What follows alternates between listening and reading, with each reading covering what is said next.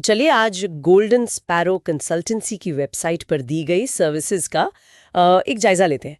देखते हैं कि ये कंपनी फाइनेंशियल मार्केट में अपने क्लाइंट्स को किस तरह की हेल्प और मतलब क्या साधन दे रही है। हाँ हाँ बिल्कुल।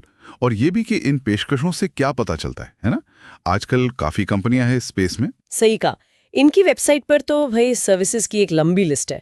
एक चीज जो एकदम से नजर आती है वो है life time free demat account खोलने का ऑफर।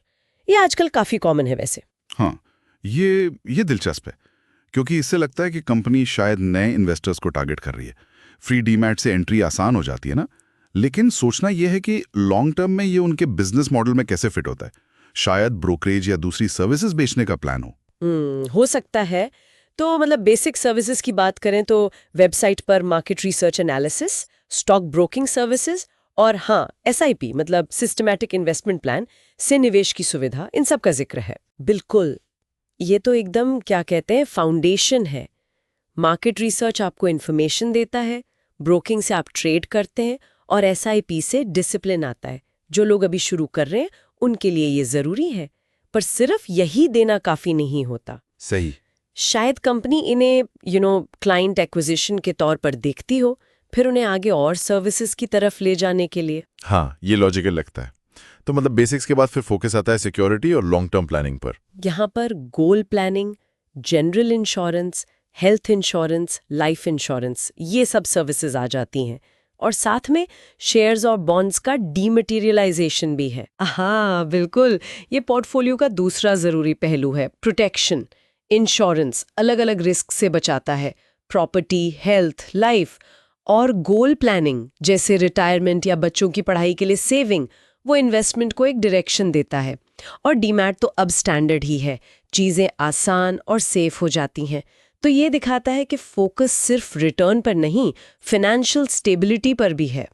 अच्छा, तो इन आम इन्वेस्टमेंट तरीकों से आगे बढ़ें तो जिनकी ज़रूरतें थोड़ी ज़्यादा कॉम्प्लेक्स हैं उनके लिए भी समाधान है, जैसे कॉर्पोरेट फिक्स्ड डिपॉजिट्स, पीएमएस यानी portfolio management service, AIF alternative investment funds, और एलएएमएफ मतलब लोन अगेंस्ट म्यूचुअल फंड्स, और एसआईएफ स्पेशलाइज्ड इन्वेस्टमेंट फंड। ये खासकर एचएनआई और इंस्टीट्यूशनल क्लाइंट्स के लिए लगते हैं। और हाँ, आईपीओ में इन्वेस्टमेंट के लिए गाइडेंस भी है। हाँ, ये तो काफी वाइड रेंज है सर्विसेज के। कॉर्पोरेट एफडीज में इंटरेस्ट थोड़ा ज्यादा मिल सकता है बैंक से, पर रिस्क भी होता है। पीएमएस थोड़ा ज्यादा पर्सनलाइज्ड मैनेजमेंट है, जहां फंड मैनेजर सीधे आपका पोर्टफोलियो देखता है आपकी ज़रूरतों के हिसाब से। एआईएफ और एसआईएफ ये थोड़े अलग तरह के पूल्ड इन्वेस्टमेंट फंड्स हैं, अक्सर ज़्यादा रिस्की या कम लिक्विड एसेट्स में इन्वेस्ट करते हैं और नियम भी इनके म्यूचुअल फंड से अलग होते हैं। ये ज़्यादातर बड़े इन्वेस्टर्स के लिए होते हैं। और वो एलएमएफ लोन अगेंस्ट म्यूचुअल फंड्स, हाँ, वो एक अच्छी सुविधा है। मतलब अपने म्यूचुअल फंड इन्वेस्टमेंट को बेचे बिना उसे गिरवी रखकर आप ज़रूरत पड़ने पर पैसा उधार ले सकते हैं। और आईपीओ गाइडेंस तो है ही नए मौकों के लिए। तो ये तो साफ है कि कंपनी एकदम शुरुआती इन्वेस्टर्स से लेकर बहुत एक्सपीरियंस्ड और वेल्दी इन्वेस्टर्स तक सबको केटर करने की कोशिश कर रही है। और वो एक फाइनेंशियल हेल्थ चेकअप भी ऑफर करते हैं, साथ में व्हाट्सएप चैनल और मोबाइल ऐप्स भी हैं। ये फाइनेंशियल हेल्थ चेकअप कितना मतलब डीप होता होगा, या बस एक सेल्स पिच? ये कहना मुश्किल है बिना देखे। कई बार ये बेसिक असेसमेंट होता है जिससे क्लाइंट की ज़रूरतें समझ सकें और सही प्रोडक्ट बता सकें। लेकिन हाँ, रेगुलर टच में रहने और क्लाइंट की बदलती ज़रूरतों को समझने का एक अच्छा तरीका हो सकता है ये। ऐप्स और व्हाट्सएप तो आजकल ज़रूरी हैं ही कस्टमर सर्विस और इन्फॉर्मेशन के लिए।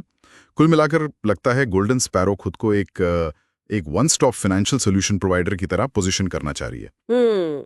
संक्षिप्त में कहें तो इन्वेस्टमेंट शुरू करने से लेकर कॉम्प्लेक्स वेल्थ मैनेजमेंट और इंश्योरेंस तक वे फाइनेंशियल सर्विसेज की एक पूरी रेंज दे रहे हैं। बिल्कुल। यहाँ एक आखिरी बात सोचने वाली है। जिस तरह से फ्री डीमैट अकाउंट जैसी एंट्री लेवल चीज़ों से लेकर एचएनआई फोकस्ड एसआईपी तक सब एक ही जगह मिल रहा है, ये कंपनी की स्ट्रैटेजी के बारे में क्या इशारा करता है? क्या वो हर सेगमेंट में बस अपनी मौजूदगी चाहते हैं, या उनका मकसद ये है कि क्लाइंट को शुरू में पकड़कर धीरे धीरे जैसे उनकी वेल्थ बढ़े उन्हें ज़्यादा एडवांस सर्विसेज की तरफ ले जाएं? ये उनकी लॉन्ग टर्म मार्केट पोजीशनिंग पर सोचने को मजबूर करता है ना? हाँ, ये बहुत वैलिड पॉइंट है। ये उनकी ग्रोथ स्ट्रैटेजी का एक अहम हिस्सा हो सकता है।